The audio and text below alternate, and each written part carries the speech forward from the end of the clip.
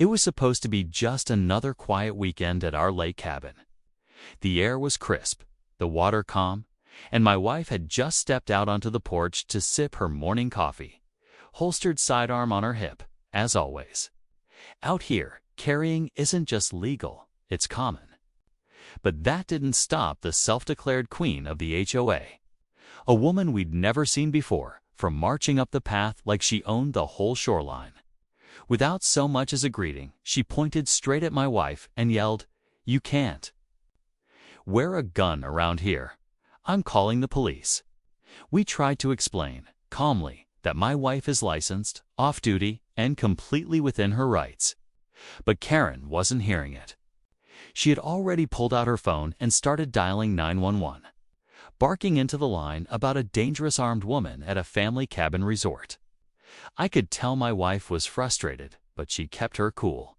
What Karen didn't know, and would soon regret, was exactly who she had called the cops on. Within minutes, 2 cruisers rolled up the gravel road. Karen stood tall like she had one. But the moment the officers got out and spotted my wife, everything changed. They didn't pull weapons, they didn't ask questions. They raised their hands and gave her a salute. Karen's jaw hit the floor. And just like that, the whole story took a turn she never saw coming. Karen stood, frozen, clutching her phone like it was her last lifeline, completely stunned by what just happened. The officers, still in uniform, stepped forward with respectful nods and greeted my wife by her rank. Turns out, not only is my wife licensed to carry, she's a decorated federal agent with years of service behind her. But to Karen, she was just some lady with a gun who didn't fit into her perfect vision of how a lakeside neighborhood should look.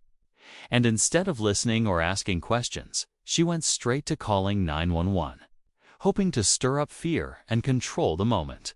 What made it worse is that she clearly wasn't just scared. She was trying to use the system to intimidate us. We'd only bought the cabin a month ago, and ever since then, Karen had been popping up with complaints. The flag on our porch was too big. Our truck was too muddy, and now, apparently, we were too dangerous to live near. The thing is, we'd kept quiet, trying to avoid drama, but this morning changed everything. Even as the officers chatted calmly with my wife, Karen tried to insert herself, insisting that the rules clearly say no firearms, though she had no authority and no actual rule to point to. She started turning red, realizing that the power she thought she had was slipping fast. What she didn't know, though, was that this wasn't just going to end with a salute. It was only the beginning, as the officers walked back to their cruiser. Karen followed them, still ranting under her breath about dangerous people and how the HOA would hear about this. But what she didn't know was that the HOA had already received several complaints not about us, but about her behavior toward new residents. Neighbors had quietly warned us that she liked to act like the self-appointed sheriff of the lake.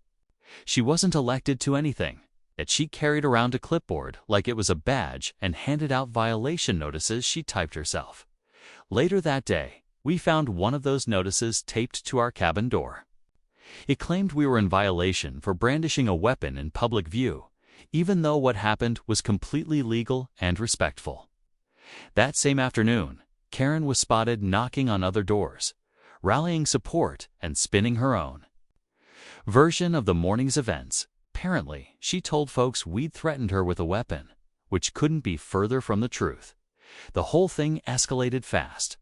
My wife, used to federal-level procedures and discipline, kept her cool, but I could see it wearing on her. This wasn't just about us now. It was about a pattern, one that we couldn't ignore. A neighbor from 2 cabins down quietly shared how Karen had once tried to report their teenage son for loitering near the dock. Even though he was just fishing, it was clear that Karen wasn't going to stop, and we were going to have to decide how far we were willing to go to stand our ground. That night, the quiet around the lake felt different, heavier, like the calm before a storm. We stayed up late, lights low, talking about what might come next. My wife, still in uniform. From her last shift was reviewing our rights and local ordinances, just in case things escalated. Neither of us wanted a fight, but it was clear Karen had made us her personal mission. And now, she wasn't just knocking on doors, she was gathering names. Word spread fast that she was organizing an emergency HOA meeting specifically to vote on removing dangerous elements from the neighborhood the next morning. A few friendly neighbors dropped by, quietly offering support. One even admitted that Karen had pressured them to sign a complaint using fear tactics and twisted stories. Still, the tension was growing. At the local diner, we overheard whispers and side glances. Some folks were neutral, unsure who to believe. Others were just scared of getting involved. But what no one realized yet was that my wife's badge wasn't just symbolic. She held federal authority. And while we never planned to use it to make a point, there are moments when silence lets lies grow too big to ignore. By the time the emergency meeting notice showed up in our mailbox, it was clear Karen was playing a dangerous game. Her letter was full of legal-sounding threats and accusations that bordered on slander. But what she didn't know was that someone from her own circle had started slipping us information. And what we found out changed everything. The neighbor who slipped us the document storm. A quiet man who mostly kept to himself knocked on our door again 2 nights later, this time with a flash drive. He said he didn't want to get involved, but after overhearing Karen on a call, he felt we deserved to know what we were really up against. What we saw next flipped everything upside down. The HOA president wasn't just running her mouth, she was actively working with someone from the county zoning board to reclassify our property as commercial, even though it was clearly zoned residential. Her plan: get us fined into compliance, paint us as a threat to the community, and then push for a forced sale. It all started making sense. The sudden late-night inspections, the aggressive complaints, even the random strangers walking their dogs near our windows. Karen wasn't just angry about a gun on my wife's hip. She was playing a bigger game, one that involved money, power, and some seriously shady backdoor deals. The lake cabin we bought. Turns out the land underneath it was being considered for a private development project, one that Karen's cousin happened to be the lead investor on. My wife. .com, as ever, started collecting evidence.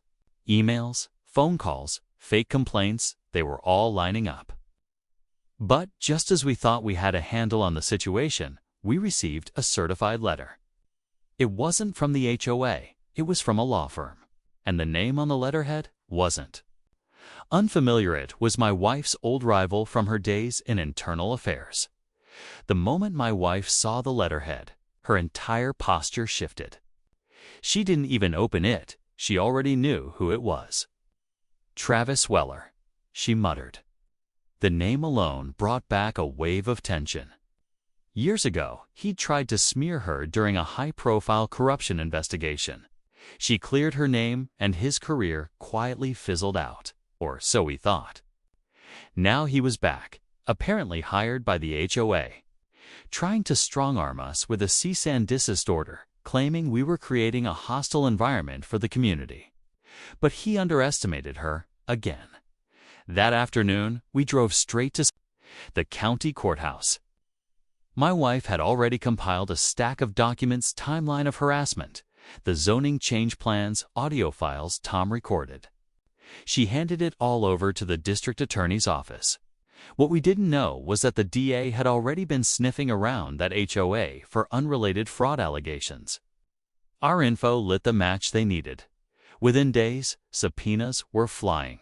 Karen was served right on her porch, and not by local deputies, but by federal investigators. The HOA board scattered like ants, and just when we thought the dust was settling, the biggest twist dropped. Tom, the quiet neighbor, was actually an undercover investigator. The whole time, he was planted in the community because of suspected misuse of HOA funds. He'd picked us because we were the only ones who pushed back, and it made all the difference. The fight wasn't just personal now. It was much bigger than we ever imagined. In the weeks that followed, everything finally began to quiet down. The HOA was placed under formal investigation, with several board members stepping down or being removed. Karen disappeared from the lake entirely, her house listed for sale with a short, bitter note taped to the mailbox. As for Travis Weller, the man who once tried to tarnish my wife's name, he was disbarred after it was revealed he knowingly filed false claims on behalf of the HOA. Tom, now no longer undercover, visited our cabin with a quiet smile and a firm handshake. "You two saved us a lot of time," he said. "Most people would have packed up and left, but you stayed. That mattered." It was strange seeing him in a clean-cut suit instead of his usual fishing gear, but it fit. He wasn't just investigating financial fraud, he'd been protecting people. Like us, who were being bullied behind closed doors, my wife and I finally sat out on our deck one calm evening, the lake smooth as glass. The air felt lighter, no more surveillance, no more warnings taped to our cabin, no more suspicious patrols circling at odd hours. We'd earned back our peace, and maybe even a bit more than that.